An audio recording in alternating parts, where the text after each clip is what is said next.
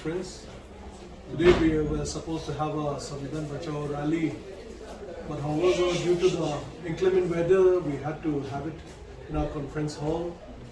And then after this, we are seated here to address the press. Today, four of us on the dais, our President and Honorable MP Shri S. Mohammed Jamil, our AIC Secretary in Charge Shri Christopher Tilak, by now you must be familiar, also our Working President Shri C. Yapok Jamil, and myself, Captain G.K. Jimomi, the Vice President. So, to start off with our PC, I would request our Secretary in Charge to kindly take the mic. Over to you, sir. Good afternoon, dear media friends.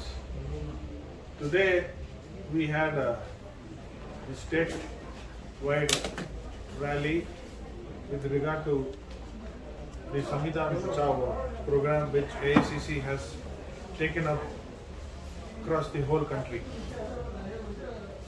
which is Save the Constitution. And why this program now is the important question. For more than 100 years after Gandhiji came back to India and after Dr. Ambedkar also after his education in abroad, they both have come here, started going around the entire nation. They started forming an idea for a free nation, and based on their debates, deliberations, discussions,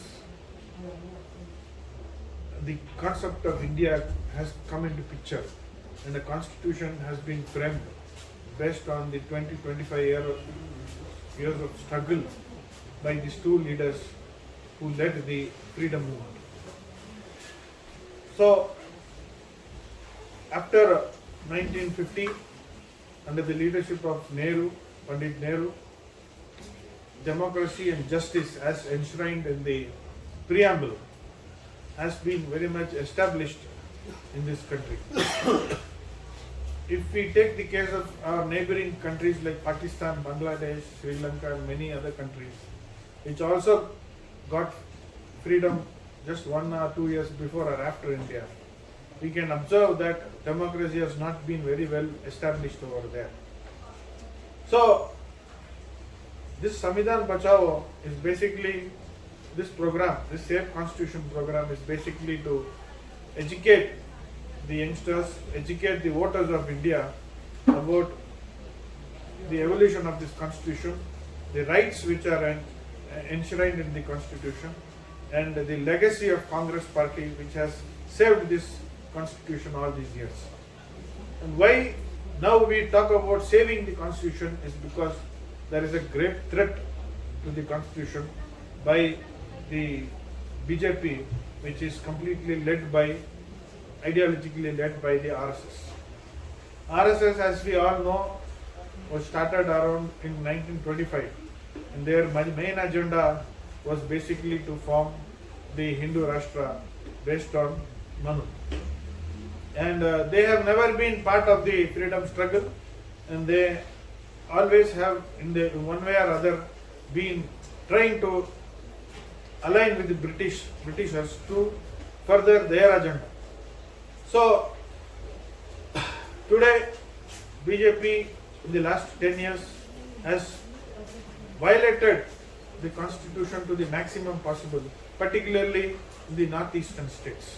Manipur is a typical case where we all have seen that how they have completely demeaned all the democratic institutions, and today, in the name of President rule, the Home Minister is directly handling this state. And as far as Nagaland is concerned and many other northeastern states are concerned, the constitution rights, the constitution violations are enormous. So in this background, it is important for us to re-educate and to agitate and to mobilize people around this concept of saving the constitution. Today we had our PCC president, who is also the member of the parliament, and the working president, along with our vice president.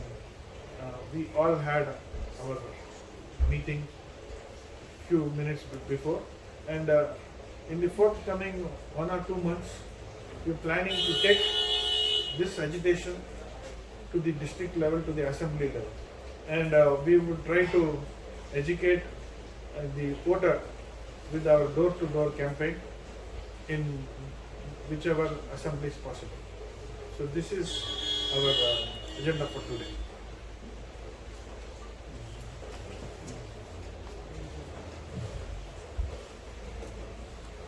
The reason that we are here today is because of the fact that the present scenario which we are confronted with is a direct infringement of the Constitution of India.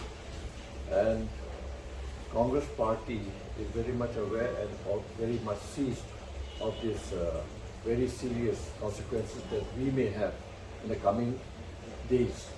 Therefore, this Samvidhan Bachao is also a movement which is to create awareness among our citizens to show how the Constitution and the very tenet of the Constitution is being diluted and has been, taken away brick by brick.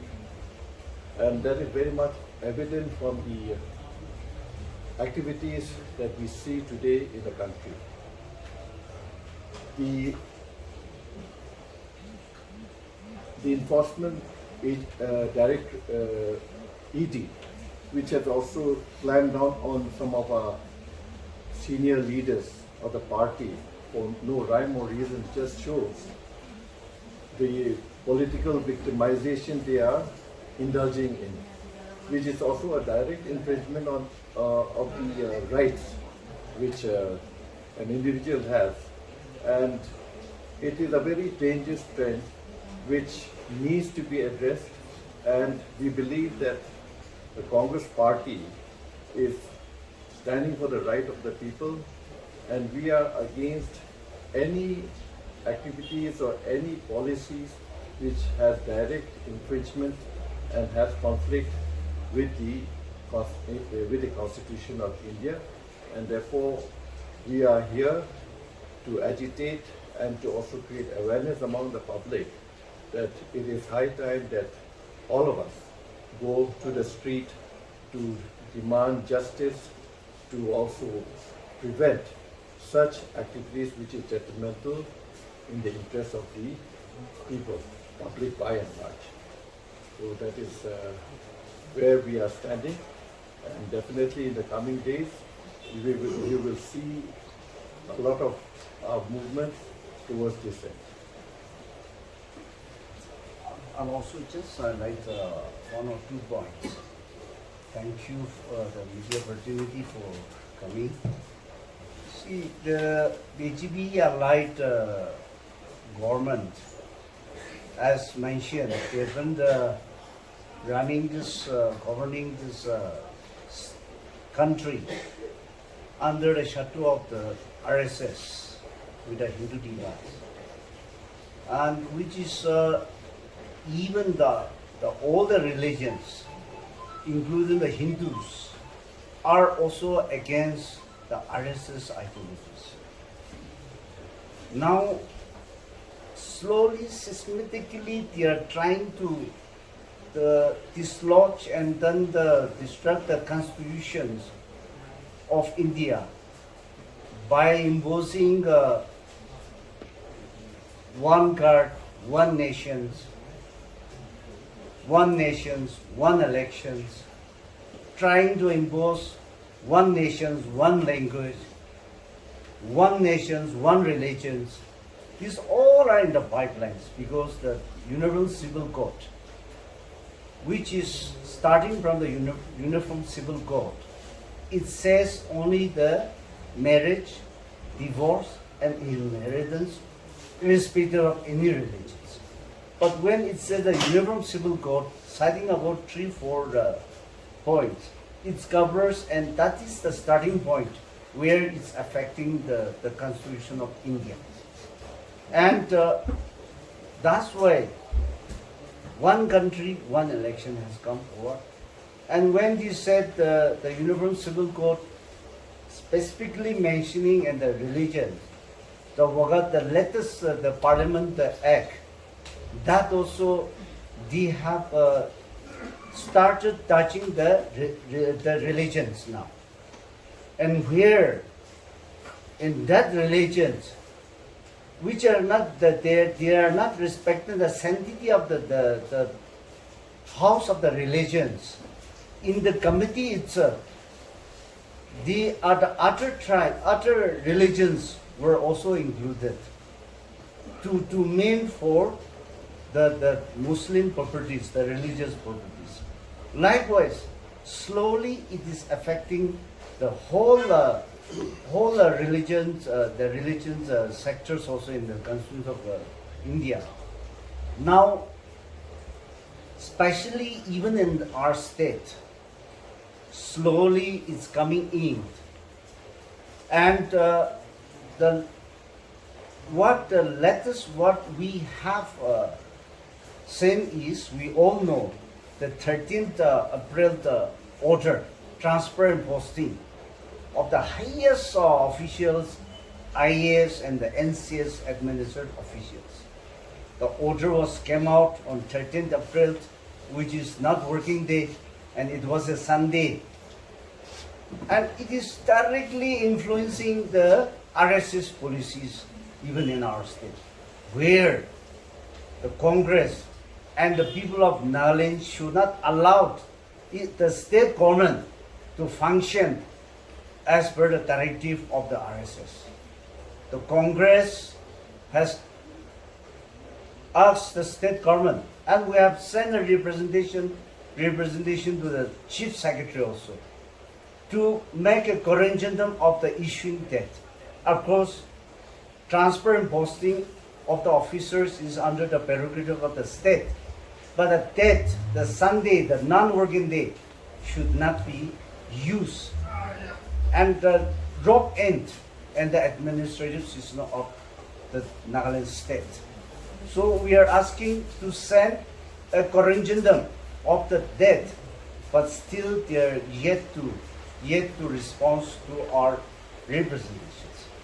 We are calling, within a short time, we are calling our executives, our office bearers, to step up for the course of actions, and then we will fight the rights of our religions.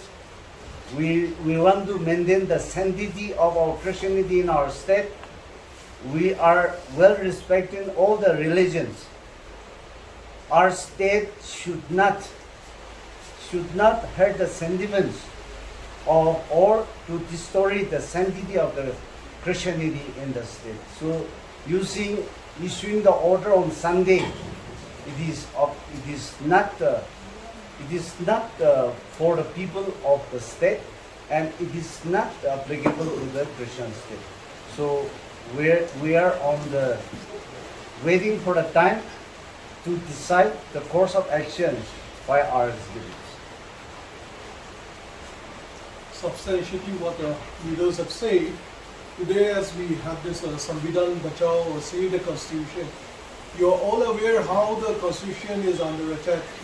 The federalism, which has defined our democracy for the last 7 decades, has been literally being dismantled brick by brick. You all are witness to how Parliament functions, where the mics are muted when opposition MPs stood up to speak. Then when LOP, the leader of the opposition, or Congress leader, when Rahul Gandhi stood up to speak also, he's been denied. How MPs are suspended, how bills are rammed through.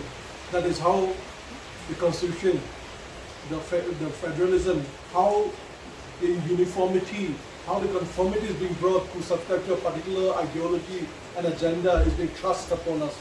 This is nothing but it's a subverting, it's a dismantling of the constitution that has given India as a democracy for the last 7 decades.